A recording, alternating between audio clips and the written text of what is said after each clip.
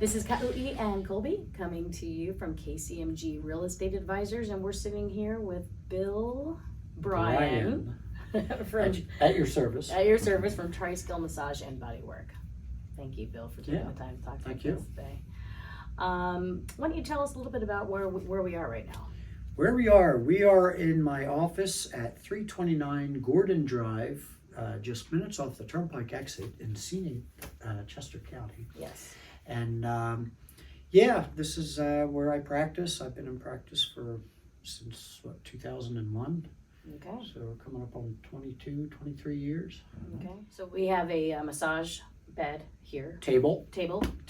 Massage table here. There's two things I correct people on all the time. It's a table, not a bed. Okay. And I'm a massage therapist, not a masseuse. And some people don't understand the difference between the two, but just one of those lay in the ground rules. Yeah. To be clear, you can still easily fall asleep on a table. Oh, well, absolutely. I've had people snoring away, and I had one fella about 5 minutes after, into the session.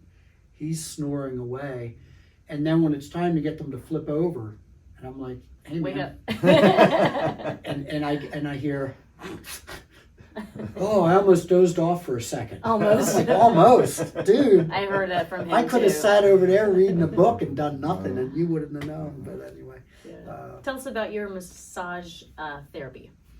Yeah, massage therapy is a very broad term. A lot of therapists out there, and the one thing that sets me apart is I would say, well, one, I didn't become a massage therapist till I was 39. So, and I say on my website, I was 39 before I knew what I wanted to be when I grew up. Prior to that, I did carpentry, cabinetry, stonework, used to install septic systems. I've driven for UPS. I've had a myriad of jobs. And so one of the things that I like about what I do is I'm bringing a lot of life experience to the table, literally, that I know a lot of younger folk just don't have. And I remember being in massage school looking at these dainty little 20-year-old fingers, and I'm thinking, I don't think you've ever even pushed a broom, let alone swung a hammer. But a lot of my, all that to say, troubleshooting is one of my, when people come to me, like some people come just because they want to relax. Okay, fine, I can do that.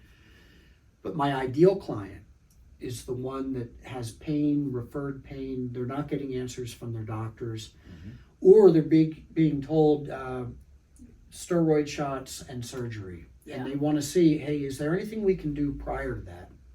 So all these jobs that I've had, a lot of them in the trades had to do with understanding mechanics, cause and effect relationships, what's going on. And so I brought the mechanics into the biomechanics. So now when somebody comes in and they're talking about a pain, I'm kind of going, oh, okay. Yeah, well, where's it connected? Where's it starting? Not just, I always tell people, where the fire alarm is not where the fire is. And it doesn't make any sense to bring the fire department in and put out the fire alarm. Oh, solved your problem. Yeah, well, there's the kitchen still has a lot of flames in it. Maybe you want to take a look, And so I get that a lot with, case in point, I've had several people come to me diagnosed with carpal tunnel syndrome, which I work on a lot of people with carpal tunnel. I've done talks on it. But this person, the problem wasn't here, the problem was up in the neck muscles, the scalenes. So she could have had the surgery done, and I've seen this, where they had the surgery done and then the problem's still there. And it's because that was never the issue. The issue was thoracic outlet, that's what they call them. So I like to troubleshoot. I like to figure out, okay, where's the pain coming from? And that usually involves educating my clients. Right. Everybody gets a lecture when they first come in. Sure. It's just like, you have to know how you're put together. Gina and I had a nice conversation with my wife, and we always tell people your body's a mystery, or your body's a miracle, but it doesn't have to be a mystery. Okay. And so, yeah, I spend a lot of time explaining to people, like, here's why you're in pain. I work on them from the outside in, but they work on themselves from the inside out. So I'm a catalyst.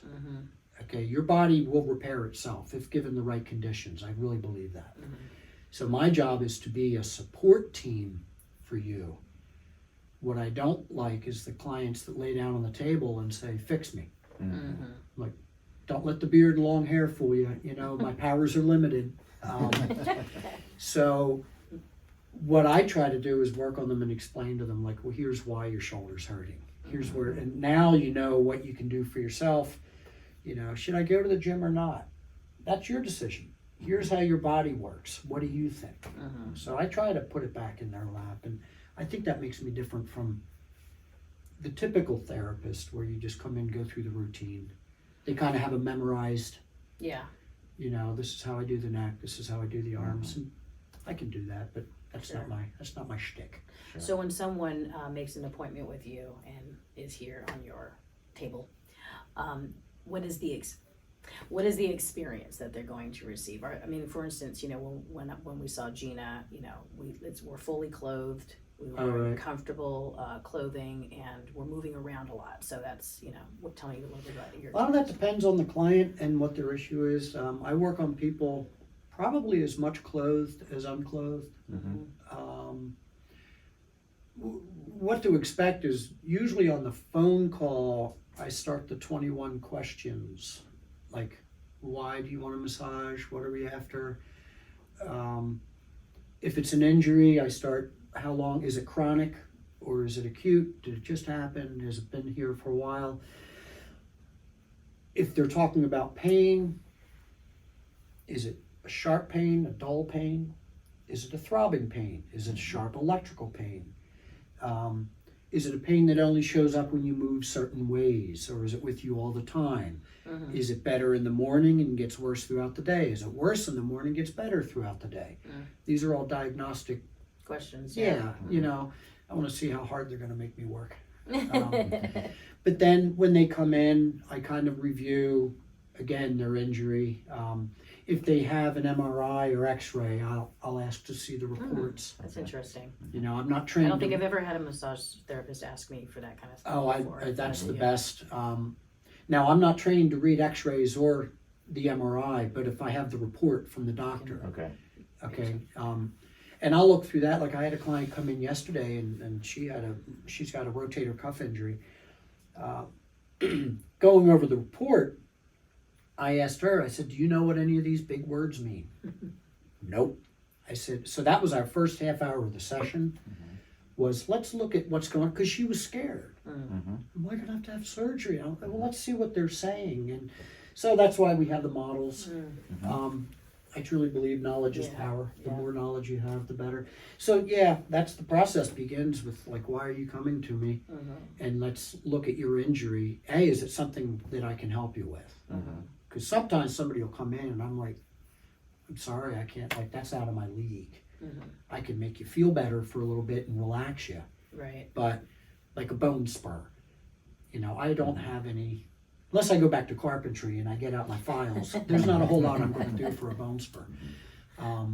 So that's what they be. And then when they come in, it may be, you know, okay, let's, you know, get undressed. You'll be under the sheet. We keep it a family program here. And then I'll work on them if I'm working oils. Sometimes you can tell when people are just nervous about getting undressed. And it's like, or, you know, you don't have to. Oh, okay, and a big sigh of relief. Yeah, and that's where it begins. And then I decide, like, there was a fella came in today, 1 hour session. He wants to keep coming. He doesn't have the kind of injury that's just going to go away. It's going to have to be a repeat. But I'm trying to cut him a break on cost. And I told him, I said, you know, we can just work a half an hour. Like, you don't have to book a full hour. I mean, I've got rent to pay. I'd love to see twice a week for an hour. But honestly, ethically, sometimes it's better to have small doses on a more consistent basis than a whole bunch all at once. Yeah. Yeah, I mean, that's you know, very common with, like, chiropractors, right? Where they come in once or twice a week and they're there for 10 minutes, and they specialize in a different, you know, area where you're really focused on something completely different. So yeah, and I work a lot with chiropractors. I'm very choosy about what chiropractors I work with. I will not refer anybody to a chiropractor unless I've gone to them myself and they've worked on me. I believe you work with the body, not against it, and I do that with the sessions. So, like if I've got my elbow in you or whatever, I'm asking you, on the pain scale of 1 to 10, 1 to 7 is good hurt, 8 to 10 is bad hurt. I don't want to take you into the 8 to 10 range, but I'm not shy about 6s and 7s. But it has to be a good hurt. You work with the body. You don't force it to do something it doesn't want to do. Yeah, it's interesting. It sounds like it's a more interactive experience too, because a lot of times you go into the massage therapist and it's remove your clothing and you're having any pain and lay down and I'll see you in an hour. Right. It's not so. Seem to be much more diagnostic. Yeah, that's yes. That's what got me into this. In fact, when I first started thinking about going to massage school, I talked, and I'm going to give a plug for another therapist who's down in Westchester who's really good, Marlene Smith. And she used to work out of my chiropractor's office. And I said, Marlene, I'm thinking about becoming a massage therapist. And she says, you'd probably be good at it. Just be aware you're going to have a much smaller piece of the market. I'm like, why? She said, most guys want a female therapist. Mm-hmm. Most females want a female therapist. So you're going to be... That was a good observation. Yeah, and it was good for her to tell me that. And that's when I got thinking about it. And I thought, yeah, but I don't want to just do the salon fluff and buff. Mm-hmm. I want to fix people. Like a lot of times I'm their last stop before surgery. Mm-hmm. And I want to get them off pain meds. Mm-hmm. And that's my strength, is analyzing and figuring out how systems work and where is it breaking down. So that's why I say, like, all my jobs prior have kind of prepared me for what I do now, because it was always troubleshooting. Yeah, exactly. Yeah, even when I was studying anatomy and physiology, I thought this is going to be a disaster. I was not a good student in school. Comes as a shock, I know. But I'm looking at all these big names and parts, and I'm like, hey, there's no way I'm going to learn all this. And this little voice in my head said, they're blueprints. Uh-huh. I know how to read blueprints. Mm-hmm. So I approached my anatomy and physiology book as a set of prints. Mm-hmm. And I did what I always do. I look at the pictures for a long time until I can visualize how everything works. Mm-hmm. Then I started reading the names and it all made sense. So yeah, it's a lot of diagnostic. That's my ideal client, is kind of the mystery client. Mm-hmm. How come it hurts when I go like that? You don't say don't do that? Yeah, don't go like that. Okay. So I just had a question related to your practice versus Gina's practice. What are the differences between what she does in the shiatsu world versus what you're doing in the diagnostic massage world? There's a lot of overlap. Mm-hmm. We both work the fascial system, Mm-hmm. but there's a lot of differences in that I'm not trained in Chinese medicine, traditional Chinese medicine, TCM. I'm not trained with the meridian systems. That's her shtick. So yeah, that's a big part of it. Plus I'm probably a lot more physical and getting in there. I'm again more mechanically minded in that respect. So some of my techniques are different. Obviously I'm going to be using oils and on unclothed clients. She doesn't use oils, anything like that. I don't do that much on a mat on the floor, although I've did study Thai massage, and that's traditionally done on the floor, so I've done that. Generally I'm on the table. Gina kind of bounces back and forth between table and floor. But I'd say the biggest difference is the meridians and the Chinese medicine. Gotcha. Yeah. So, Bill, it seems that a lot of your clients come to you with pain issues. Is that correct? And are there any typical things that you see on a regular basis, and or situations where somebody might be heading towards a surgery and you were able to either change the path of that change the directory of that path? Yeah. I get a lot of clients, biggest issues, sciatic pain, low back injuries, carpal tunnel syndrome, do a lot with that. Plantar fasciitis, I've done a lot with that. Migraines, thoracic outlet syndrome. The one story that I remember, this one gal came to me that she was a desk jockey, worked for one of the local corporations. She had carpal tunnel syndrome. She wore these special braces that she had during the day. Then she had a different set of braces that she wore at night. Oh, wow. The doctors told her that she was going to have to take an early retirement, which she didn't want to do, that she was going to have to stay on the pain meds, and surgery, definitely. So she came to me, and by the third session, the situation was solved. And again, the problem was not even in the carpal tunnel. The problem was, I mentioned this earlier, thoracic outlet. There's a set of muscles here called scalene muscles. You don't have to know them for the test. But there's a test? Nobody gets Start out over. without it. Pop quiz.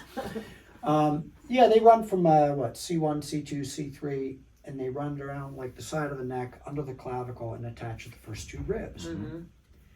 If there's a problem, if these are tight, it'll pull the ribs up close to the clavicle. There's a brachial plexus of nerves that comes out of the neck, under the clavicle, over the ribs, down the arm, becomes the medial, ulnar, and radial nerve. So, if these muscles are tight, this gets compressed, and you start getting numbness and tingling down on the fingers. Carpal tunnel. And they're all ready to cut. Right? And I asked her, I said, can you grip okay? Oh yeah, I can grip things. I said, then it's not your carpal tunnel. Because the tendons pass through the same tunnel, right? From the here and here. So if there's a problem here, if this is congested, then you get numbness, tingling. You also get loss of grip strength. You drop your coffee cup, right? Because but she had great grip strength, but she had numbness and tingling. I said, well, let's look upstream. And I think it was about her third session of getting her neck to open up. Numbness, tingling went away. She took full retirement, no contraptions, no surgery, That's fantastic. And stories like that are what give my life meaning and purpose. And they're good marketing. But yeah, I have a lot of success stories, and it's fantastic when you can figure stuff out. Yeah. I'm not a doctor basher. I have a lot of respect for those guys and gals. But they don't get any training in nutrition. A couple hours.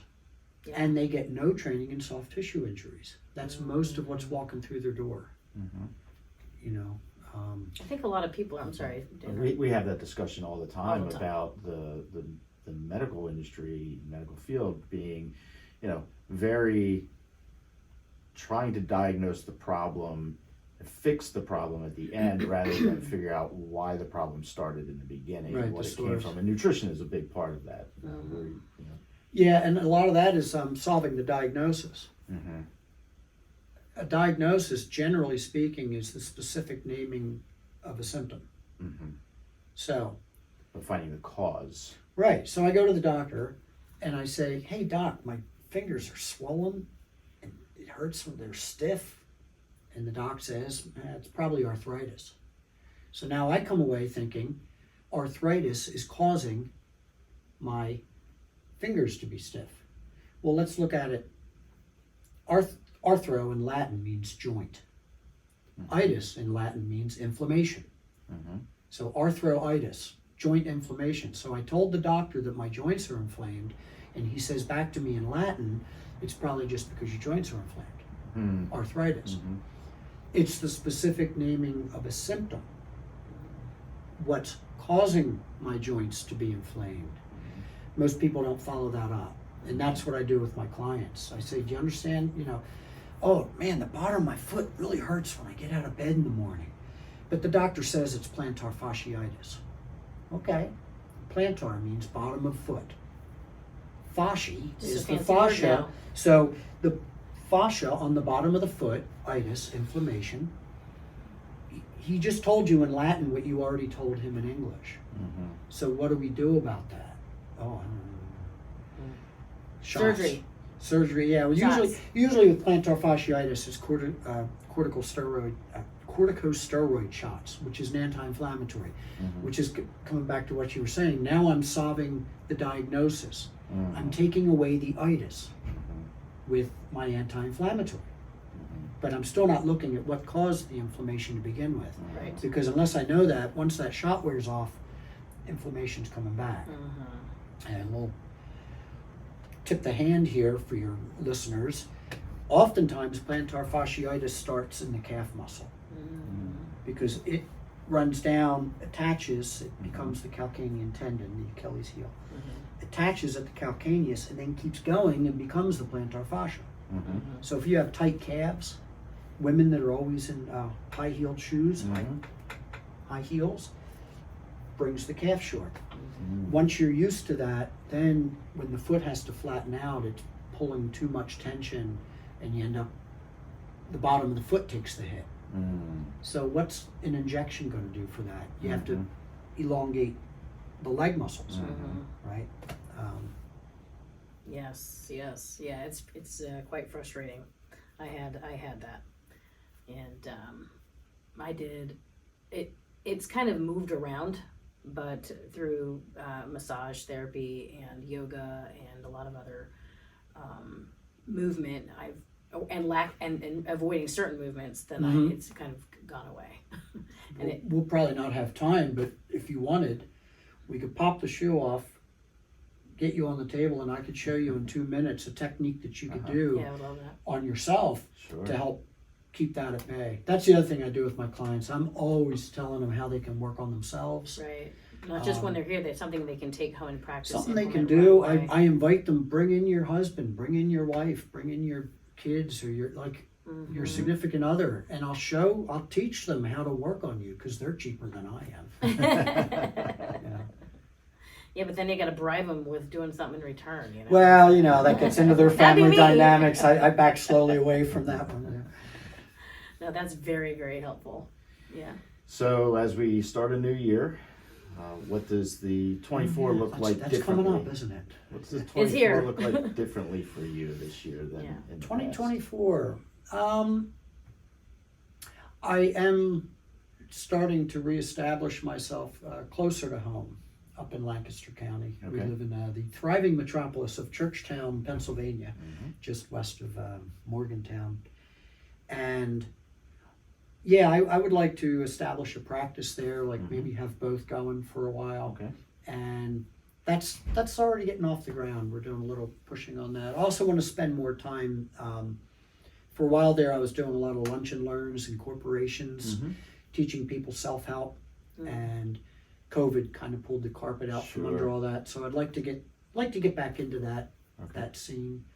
I like presenting the holistic view of medicine, the alternative view of medicine, instead of just the allopathic, which is what we're used to. That's the main. People always argue over the healthcare system, and I keep saying we don't have a healthcare system. We have a disease management system. It's a different model. Not preventative. It's not preventative, and reactive. it's not. It's just So I totally understand that. Outside of here, what do you like to do for fun? Oh dear, this could take an hour. Sounds like you're pretty creative. I and play like a lot of music. Things. I play a lot of instruments. I've done a few albums. So that's a big one for me. Mainly when I play out in public, it's harmonica, blues harp. But in the studio, I have my own little studio at home and do guitar and bass and piano and drums and everything. Kalimba and recorder and if it's an instrument, it's like you're playing it. How's that work? And my kids are always laughing at me. They're like, first of all, who owns a kalimba? Okay, you do. I do, and I do too. I have. The one album that I did that got airtime on XPN and NPR was I used a theremin, which not too many people know what that is. You have to look that one up. It's the only instrument that you never touch to play. Yeah, you move your hands around. It's like energy, like it sounds like a kind of a violin-y sort of. Yeah, like they used to use them in 1950s science fiction films. Yes, there you go. That's good. Yeah. But there's a gal named Clara Rockmore who would play with symphonies, and she was she could make it sound like a human voice. And I bet. But so I toy around in my studio, and I do a lot of video editing, organic gardening. I don't know. Yes. I'm never lacking for things to keep Yeah. me off the streets. See the connection of interest in musical instruments to how the human body works. Oh yeah, yeah. My first album I did was for. I record under the name Purple Dawn, Okay. and I recorded the entire album so I could use it during massage sessions. Okay. And what I did was I kept a steady beats per minute Mm-hmm. from one song to the next. They're all at the same rhythm Rhythm, because it puts the body into a breathing pattern and a state of relaxation instead of it's picking up speed, it's slowing down. So it's like this constant, and that had there was a friend of mine who started playing that for their child who's autistic, Okay. and it was the only thing that would settle him down and put him to sleep. Wow. I thought, isn't that cool? yeah. Yeah. Yeah, that So- is cool. Yeah. Well, do you want to start a band or? Oh, Are I you gonna did do that this or already. what? No, I No, I fully- meant with me. Oh, sure. We'll, He's like, oh. we'll run the colimbas There through a you big go. Marshall stack and a little distortion pedal. Yeah. Good. Well, this is a lot of fun. Yes. I mean, I honestly am looking forward to a session with you Oh, okay. very soon. And I really appreciate both you and Gina, your wife, Oh, and the yeah. practice that you guys do. Yeah. Yeah. She's, Thanks for having us today. thanks for being had.